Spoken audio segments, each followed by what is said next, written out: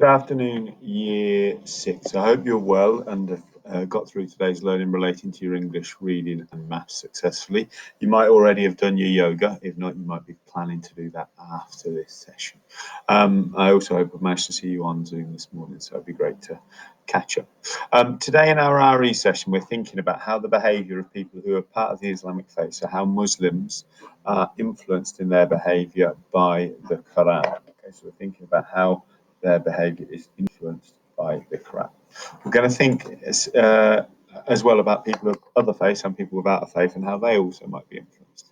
To be successful from today's session, we'll need to understand some of the messages that are within the Qur'an. We will need to consider the challenges that people might be supported in achieving whilst looking at these passages from the Qur'an.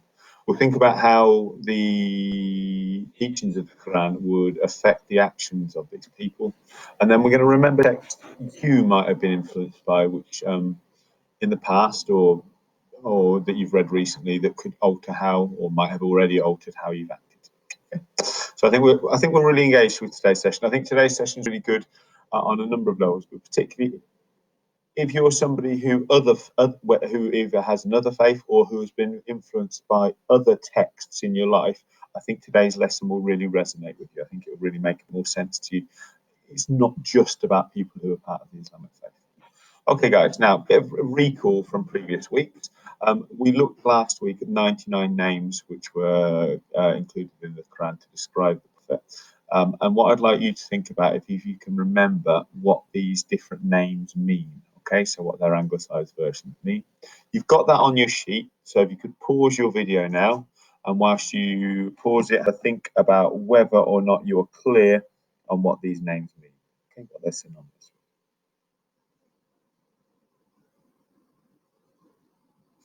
with. Hopefully you've all managed to achieve that now. I'll just give you a few more seconds to complete that. Of those 9 names, how many did you get? I'm sure lots of you remembered words such as compassionate and merciful, which we looked at within our vocabulary section of last week's lesson. I also hope that lots of you thought of words such as guardian. So if you got all 9, fantastic. And I know a lot of you did a lot of work relating to the vocabulary of compassionate and merciful last week. If you just got some of them, well done for remembering those ones. Okay, we've got those 9 names which Prophet Muhammad's referred to within the Quran. Okay, guys, now a bit of a task for you now to think about. Our objective for today's session was thinking about how the behaviour of Muslims is influenced by the Quran. What I'd like you to do is think about one of our vocabulary sections. Sorry, my face is in the way. There's no man or beast any good. Okay, so what I'd like you to think about is how you define influence, the parts that the influence could be broken up into, an image either of somebody being influenced, of the influence somebody could have, or maybe, and this is where I think some of you who are a bit more savvy about the world than me would think of, an influencer, other people who are famous for being influencers. Can you think of a synonym for influence? Can you think of an antonym, so a word that's the opposite in use? And then can you use the word influence within a sentence? If we think about possible definitions, we might think about the idea that that to influence somebody can be to change what they do, or to make them do something, or to persuade them to do something. If you think about your adverts for Dickinsland, it might be that you've changed how somebody perceives what they should do. If you think about the parts, you could either break up the different sections into the syllables, or you might think about the first element, that prefix of in, and if you can see any other words where you see that prefix. Thinking about an image of an influencer, that might be somebody sat by a laptop typing away, or it might be somebody with a phone tweeting somebody, telling them what to do, or tweeting people suggestions of places they've been. It might be somebody showing that they've been on holiday to a nice place that they enjoyed. Thinking about synonyms, I'm sure you can show your rich vocabulary with those, and I'm sure with antonyms as well. Then I'd really like you to try and create a really innovative sentence. And what I'd like you to try and do, and I've seen some great vocabulary work from people such as Enos and Jeremiah in the work you've been sending it in. I'd like you now to transfer it into the bits of writing you're doing. So where you've got that usage passage there, could you use the word veranda that we looked at last week? Could you look at some of your other language points from your English, your reading, and your RE? Start trying to pull those pieces of vocabulary into your other writing. Right, guys, I'm going to try and get my face out of the way again. Okay, so Muslims believe that God tells them how they should live their lives through the Quran. So the messages held within the Quran are the messages which drive how a Muslim will live their life. Okay, there's some quotes we're going to look at. We're going to look at them individually, and we're going to consider what the message might be that Muslims can take from this quote to influence how they should live, how they should affect their lives.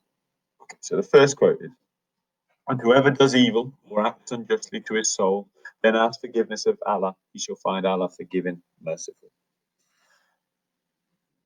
So the first element of that for me, if you consider it, because I think it's broken down into what the problem might be and how the solution might be.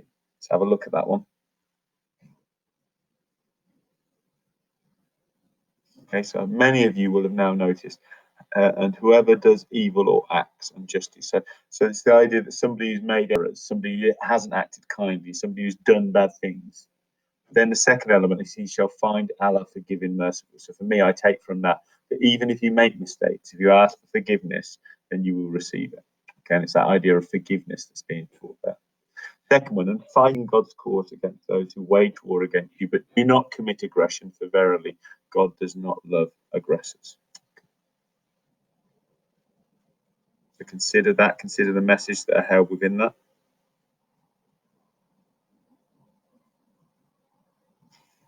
Again, here, I think the second section really tells us the message God does not love aggressors. So it tells us in the first element of this that there may be times where we need to exhibit power, we need to fight for a cause, but we don't want to do it where we have the power and the others don't. We don't want to be the people who are doing the causing of the fight. And be constant in prayer and render is synonymous with make or cause, render the purifying dues. For whatever good deeds you send ahead for your own selves, you shall find it with God. Behold, God sees all that you do. Again, here, guys, this is the idea. This word constant is key in this element. So being constant in prayer, so constantly praying, always adhering to the tenets of the Islamic faith for a Muslim, and making sure you pray in the way and at the times where you're told to. Okay, and this idea of God sees all you do. So it means that you always need to be your best self. Whoever of you lives in to see this month shall fast throughout it, but he that is ill or on a journey shall fast instead for the same number of other days. So this is the element around when Muslims take the vow to fast for the month of Ramadan. Okay, and this is really important for many people who practice as members of the Islamic faith. And again, it gives a direct instruction to people about how they should act. Okay, so we've got these key points which show people what they should be doing or how they should be reacting to certain situations, whether they're specific, such as the fasting one, or they're more general about aggression and about prayer. Now, sometimes in situations, whether we are part of the Islamic faith or we're not, we might need guidance. So we think about some situations like when we've got exams. You guys don't, but if we've got exams, or if we're faced with a scenario like these cricketers were, when the cricketer on the left is cheating, he was rubbing some sandpaper on the ball. And the guy on the right, the guy at the top, is the captain, and he got caught telling this younger player to do this cheating. So him, the guy on the right, and the coach, the guy with the hat, all lost their jobs. And they did it because they thought it was better to cheat in this moment than to follow the rules. And the younger player could have done with guidance. Rather than cheating, he should have said, no, I don't want to do that. Here we've got people who need help, whether it's food or water or medical supplies. So if you see somebody like that, what would you do? Who would guide you? How would you be guided?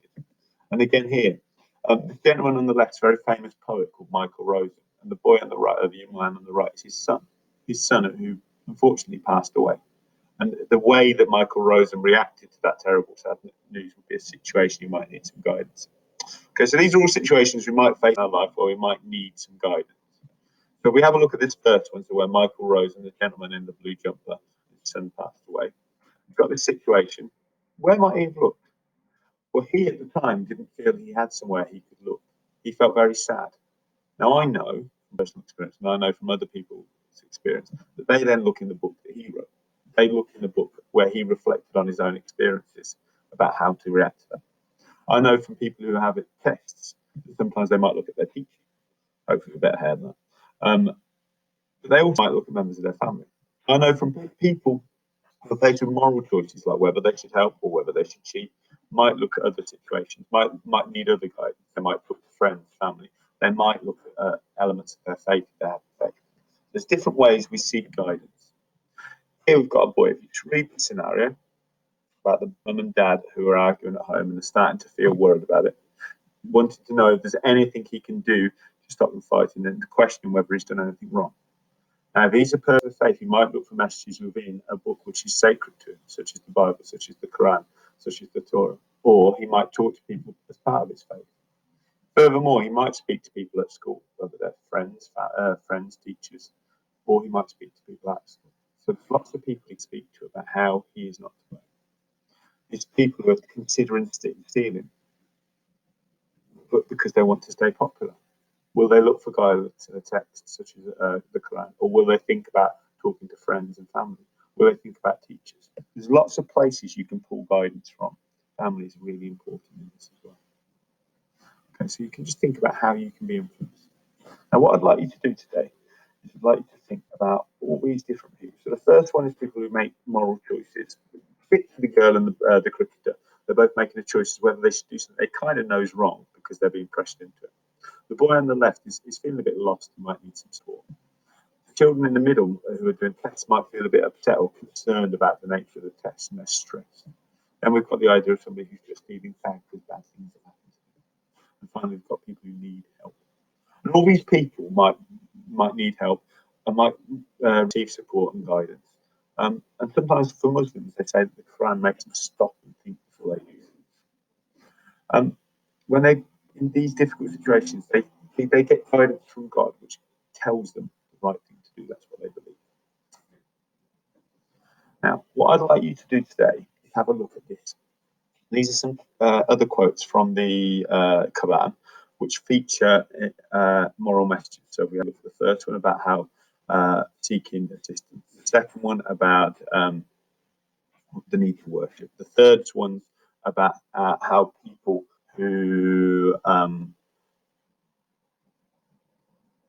don't comprehend others, don't listen to others. The fourth one is about those who don't believe, and the fifth one is about doing good. And I'd like you to write underneath each one of those how it might influence a Muslim to behave. The second task I'd like you to do is complete this table, and this is particularly relevant for those of you who maybe haven't read messages from the Quran before. I'd like to think about how you might have been influenced by a text. So for me, as I said, Sad by Michael Rosen influenced me when somebody special to me died, and I was influenced to understand how to remember them without always feeling sad or feeling guilty about feeling sad. Again, Christmas Carol, when we read it, it reminded me about avoiding becoming too selfish and thinking more about how others' lives were affected by my actions.